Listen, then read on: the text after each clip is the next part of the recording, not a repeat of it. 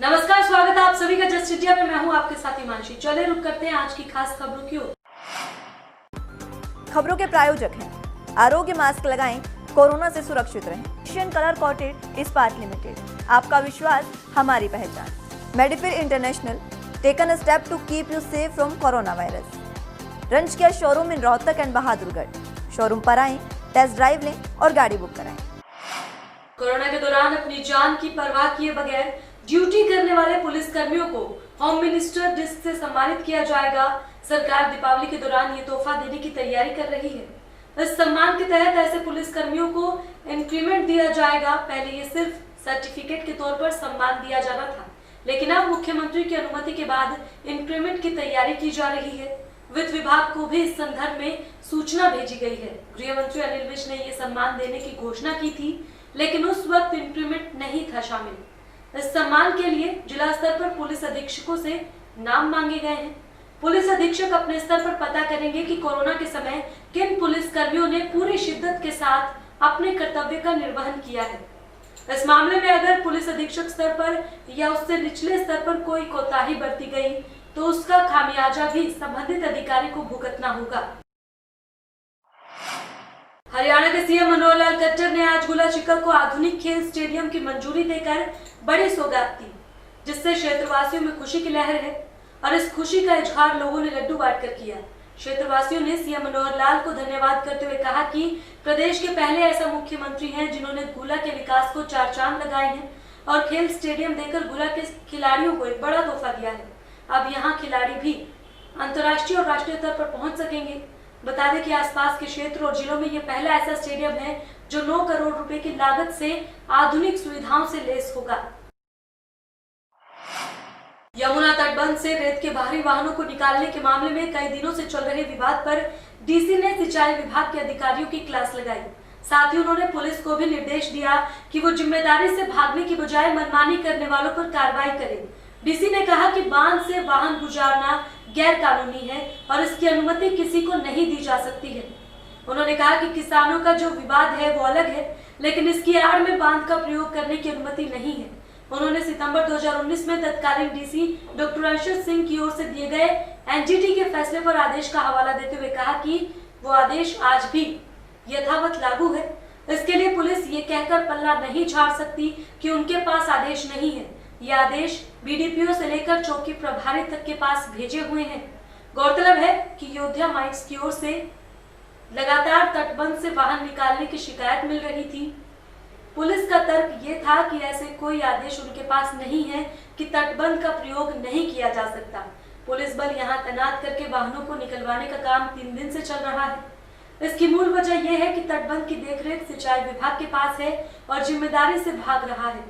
विभाग ने यह प्रयास ही नहीं किया कि इन वाहनों पर रोक लगाई जाए। सिंचाई विभाग को लिखित और मौखिक दोनों आदेश डीसी कार्यालय से दिए हुए हैं। बावजूद इसके विभाग अपनी जिम्मेदारी से भागता रहा और माइनिंग विभाग को इसके लिए जवाबदेह बताया। अब जब डीसी ने दोनों विभागों से रिपोर्ट ली तो ये साफ हो गया है कि तटबंध का जिम्मा सिंचाई विभाग का है। इसे लेकर माइनिंग अधिकारी राजेश सहरावत ने भी रिपोर्ट डीसी को सौंपी है और इसमें तटबंध पर नाकेबंदी करने की सिफारिश की गई है। अंबाला के नारायणगढ़ कस्बे में किसान की मौत के बाद भारतीय किसान यूनियन के प्रदेश अध्यक्ष गुरनाम सिंह चुन्नी ने वीडियो जारी कर कहा कि किसान की मौत पर बीजेपी राजनीति कर रही है। सुनिए और क्या कुछ कहा। जो बीजेपी की रैली थी उसमें एक व्यक्ति की, भरत सिंह नाम के व्यक्ति की मृत्यु हुई है, उसका हमें अति अफसोस है। लेकिन बीजेपी जो है वो बड़ी ओछी हरकतों पर उतर आई है और उन्होंने हमारे ऊपर मुकदमे दर्ज करवाए हैं। हमारे जो किसान हैं उनके ऊपर 302 का मुकदमा दर्ज करवाया है, कत्ल का मुकदमा दर्ज करवाया है। और उन्होंने कहा है कि किसान से मारपीट की गई है, धक्का मुक्की की गई, उसको खींच के नीचे डाला गया है। हम आपको कमेंट में उसकी वीडियो भी भेजेंगे। किसी ने उससे कोई हरकत नहीं की। केंद्रीय अनाज मंडी में एक दिन की खरीद बंद करने के बाद आज सैकड़ों की संख्या में किसान धान लेकर पहुंचे, जिसकी वजह से मंडी में एक बार फिर से जाम की स्थिति बन गई। कई घंटे लाइन में लगने के बाद किसान अपनी धान को लेकर अनाज मंडी के अंदर दाखिल हुए। मंदिर के चारों ओर जाम की स्थिति बनी रही।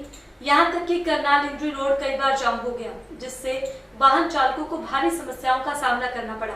पुलिस भी दिन भर ट्रैफिक को कंट्रोल करने में लगी रही, जिसकी वजह से ऐसा लगता है कि प्रशासन मंडी की व्यवस्था करने में नाकाम साबित हो रहा है। अधिकारी बार बार मंडी की व्यवस्था को सुधारने के दावे तो कर रहे हैं, लेकिन आप तस्वीरों में साफ तौर पर देख सकते हैं कि मंडी में किस प्रकार की स्थिति बनी हुई है। किसानों का आरोप है कि प्रशासन और सरकार की तरफ से कोई भी किसी भी प्रकार की व्यवस्था नहीं की गई है। हाँ जी, हम तो 2 बजे खड़े जी लाइन में। कहाँ से आए थे? ननेड़ा गाँव जी।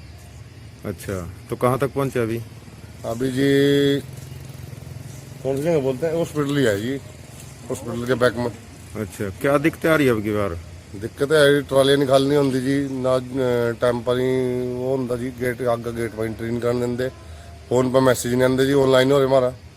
अच्छा, डेट दी थी हमने 5 से 10 और आज तारीख होली 15, अभी तक कोई हमारे मैसेज नहीं हमारे पास। घर से 4:30 बजे के आसपास चले था जी, लेकिन यहाँ आकर देखा जो लाइन तकरीबन 1-1.5 किलोमीटर की लाइन है और गेट नंबर 4 पर खड़े हैं और काफी परेशान है इस सरकार से। सरकार ना किसानों के नाम पे कुछ नहीं किया।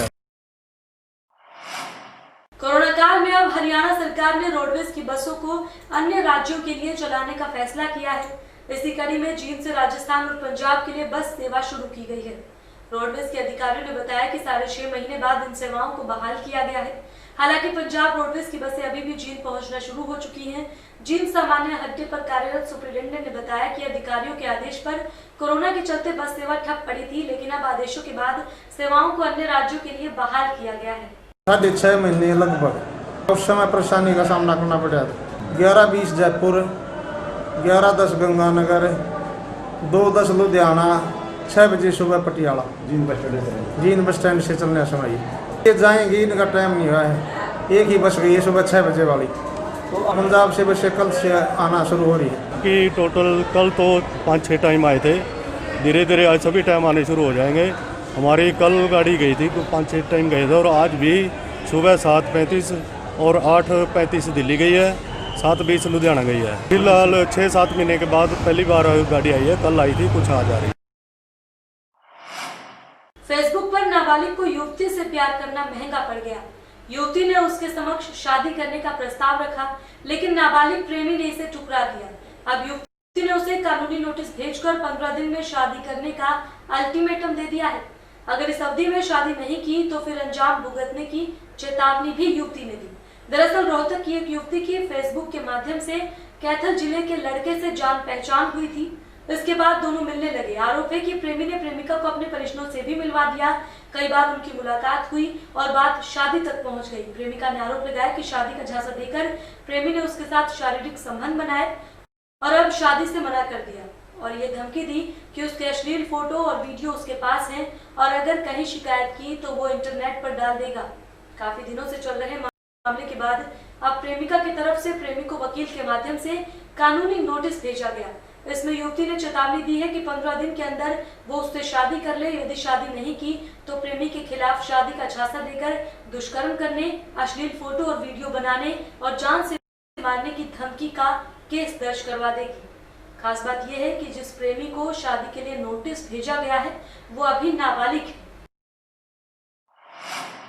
रोहतक में महर्षि दयानंद विश्वविद्यालय के बाहर दलित युवा छात्र महापंचायत का आयोजन हुआ। ये महापंचायत डॉक्टर अंबेडकर मिशनरीज विद्यार्थी एसोसिएशन ने आरक्षित वर्ग के युवा छात्र, शिक्षक, गैर शिक्षक कर्मचारी वर्ग के संवैधानिक अधिकारों और अनुसूचित जाति वर्ग का शोषण और उत्पीड़न के खिलाफ सामाजिक संगठनों के आह्वान से आयोजित की और इसके साथ ही प्रदेश सरकार के खिलाफ नारेबाजी की गई। बेटियों के ऊपर हर रोज जुल्म जाती हो रही है और संविधान की चारों तरफ धज्जियां उड़ाई जा रही है। जो संवैधानिक अधिकार जो अनुसूचित जाति वर्ग के बनते हैं उनको सीधे तौर पर छीना जा रहा है। इन सभी मुद्दों को लेकर जो केंद्र और प्रदेश के अंदर बीजेपी की सरकार चल रही है, जो आरएसएस के इशारे पर, इसके खिलाफ आज दलित महापंचायत का आयोजन किया गया है। आज जो पंचायत जो निर्णय लेगी सरकार के खिलाफ, चाहे वो बड़ौदा का उपचुनाव हो या प्रदेश के अंदर गली गली गांव-गांव घर-घर जाकर इसको विरोध करने का निर्णय हो, वो समाज इसका निर्णय लेगा और जिसमें युवाओं की अहम भागीदारी। पंचकुला में आज शिरडी साईं बाबा जी के 102वीं महासमाधि दिवस के उपलक्ष्य में साईं मंदिर सेक्टर 14 पंचकुला और शिरडी साईं सेवा समिति के सदस्यों द्वारा बाबा जी को मंगल स्नान करवाया गया। मंगल स्नान सुबह 6 बजे काकड़ आरती के बाद करवाया गया। हर साल की तरह इस साल भी बाबा जी को पंचामृत द्वारा मंगल स्नान करवाया गया। सभी साईं भक्तों को मंगल स्नान करवाने का मौका दिया गया। सोशल डिस्टेंसिंग और सभी की सेहत को ध्यान में रखते हुए पूरी श्रद्धा के साथ कार्यक्रम का आयोजन किया गया। कोरोना जैसी महामारी के चलते लगभग 6 महीनों बाद किसी धार्मिक कार्यक्रम का आयोजन किया गया। बता दें कि आज से 102 वर्ष पूर्व 15 अक्टूबर 1918 को दशहरे के दिन दोपहर 2:30 बजे साईं बाबा जी ने अपना शरीर त्याग दिया था और त्याग शरीर चला जाऊंगा, भक्त हेतु दौड़ाऊंगा का वचन दिया और निभाया। कैथल के छोरे नितिन शर्मा ने कैथल का नाम रोशन किया और फिल्मी दुनिया में तहलका मचाया। नितिन शर्मा की लघु फिल्म बैरिकेड पाइवुड लंदन स्टूडियो के इंटरनेशनल फिल्म फेस्टिवल के लिए चुनी गई, जिससे कैथल का नाम रोशन हुआ। नितिन शर्मा ने बताया कि कोविड की स्थिति के कारण फिल्म का प्रीमियर इवेंट दर्शकों के लिए वीडियो के माध्यम से किया जाएगा और अंतिम दौर के बाद अगले वर्ष LA और लंदन में प्रीमियर किया जाएगा। फिल्म की अवधि 6 मिनट 19 सेकंड है और ये हमारे समाज के अंतिम रूप से निम्न वर्ग की समस्याओं के बारे में बात करती है। बैरिकेड अक्षत धीमान द्वारा निर्देशित है। गाने के बोल आशुतोष चंदन ने दिए हैं। हरनूर सिंह और विवेक कपूर ने कैमरा वर्क किया है। फिल्म में अभिनय करने वाले कलाकार आकाश शर्मा, अंकुश शुक्ला, गुरनाम करहबा, जगदेव, नितिन शर्मा और राकेश राम हैं। फिल्म है सर बैरिकेड। हम लोग 5 लोगों का ग्रुप है डेड लेंस प्रोडक्शंस के नाम से, और हम लोगों ने काफ़ी शॉर्ट फिल्म्स बनाई हैं। तो हमारी पिछली फिल्म थी लहू का एक रंग, वो सेलेक्ट हुई थी स्पीक आउट फिल्म चैलेंज, वो टॉप 50 में आई थी, इंटरनेशनल फिल्म फेस्टिवल था। और अभी बैरिकेड हमारी लंदन में सेलेक्ट हुई है सर, पाइनवुड स्टूडियो है लंदन में जो एक फेस्टिवल करवाता है लिफ्ट ऑफ फिल्म सेशंस के नाम से। तो उसमें हमारी फिल्म सेलेक्ट हुई है। 6 मिनट 50 सेकेंड्स की फिल्म है सर, और वो ऑल ओवर इंटरनेशनली अपना सेलेक्ट हुई है, तो वो दिखाई जाएगी वहाँ। खबरों के प्रायोजक थे Be Fast Fit, India's fastest growing fitness chain, now at Rohtak D Park. Corona महामारी से लड़ने के लिए आरोग्य मास्क लाया है आपके लिए सबसे आधुनिक मास्क। इसके साथ ही आपको मिलेगी आधुनिक PPE किट, वो भी बहुत ही सस्ते रेट पर। contact@arogyamask.com पर जाएं और हमसे संपर्क करें या फिर www.arogyamask.com से जुड़ें। इसके साथ ही आप हमें कॉल कर सकते हैं। हमारा पता है Anand international, plot number 181, Panipat, Haryana.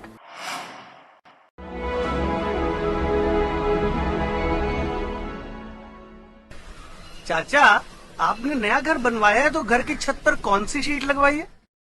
बेटा, मैंने अपने घर की छत पर एशियन शीट लगवाई है, क्योंकि वो कभी न मिटने वाले ओरिजिनल निशान की चादरें हैं। साथ में ISI का चिन्ह, 5 साल की वारंटी के साथ साथ पैसों का सही मूल्य देने वाली वही इकलौती शीट्स हैं। क्योंकि नाम नहीं, पहचान जरूरी है। फिलहाल इस बुलेटिन में इतना ही, लेकिन बाकी की तमाम खबरों के लिए आप देखते रहें जस्ट इंडिया। नमस्कार।